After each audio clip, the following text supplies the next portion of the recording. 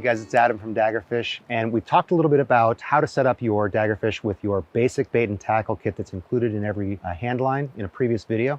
In this one, we're going to talk about handline style fly fishing with our streamer kit and casting bubble. We've chosen the flies in the streamer kit very specifically because they work across a wide variety of situations.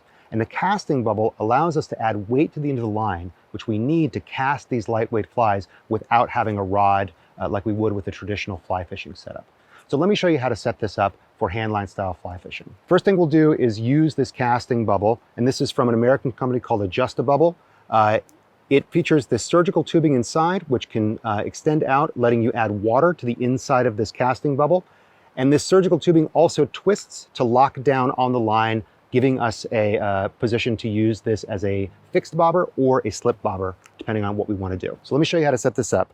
I've got a hand line here on my chest harness. If you wanted to put yours in your pocket to do a setup, that's also a recommended way to begin. I'm going to unspool a little bit of line from the top of my reel.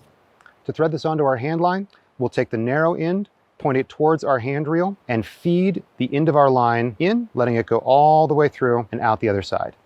Once it comes out the other side, I'm going to get maybe 2 feet of leader on this, pull this forward, and then twist that surgical tubing to lock it out in place. When I go down to cast this later, I can fill this with a little bit of water to add a little bit of extra weight, and there are other accessories you can get for this to light it up or help you see it in the water in the future. Now I'll choose one of my flies. In this case, I'll go with a simple woolly bugger. Feed this through the eyelet and then tie this off using your preferred fishing knot. In this case, I'm just going to do a quick improved clinch knot. With our clinch knot tied, we can cut off our tag end using our mitten scissors. And if we want to, we can store our remaining flies inside one of our fly wallets here.